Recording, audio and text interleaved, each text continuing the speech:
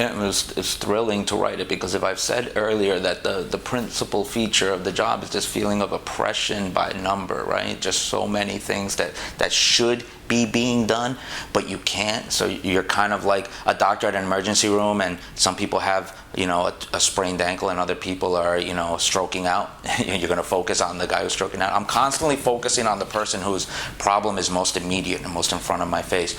So that does give rise to the notion, well, man, this might be a lot more fun if I had one client.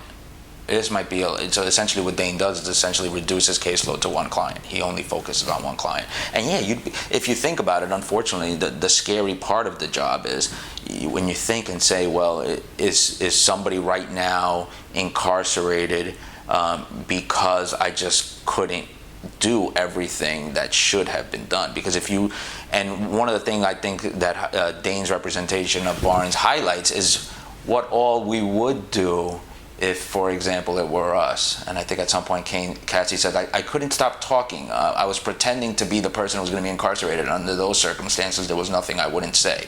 So the whole notion of, unfortunately, there's a basic calculus to the whole thing, which is when you have 60 clients, when you have 70 clients. And by the way, I'm giving you 70 and 80, and those numbers are worse for other public defenders. I'm giving you numbers. If there's a public defender listening to this right now, he's probably saying, "Well, I'd take 80 in a heartbeat. I got 140," and that's absolutely true. There are in other parts of the country, not New York, there are public defenders with 120, 150 clients.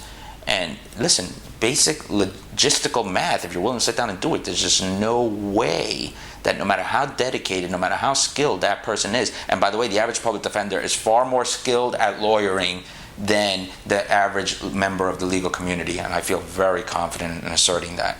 And they're generally of a far higher intellectual plane than the average attorney. So it's not a question of that person's ability.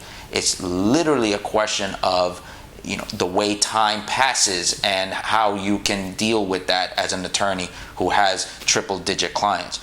So yeah, writing the Dane stuff was thrilling because we're like, this is what it would look like if an attorney as skilled as Dane really did have the proper time and resources. And a lot of times we see, essentially, when a high-profile arrest occurs, at least in the United States, that we do see how the system would function if the person had an attorney who had all the time. Why? Because that attorney senses the ability to make a ton of money and make their name, and they essentially become an attorney for one individual, essentially devote all their times to one client, to one case. And we get a small idea of what happens in those situations.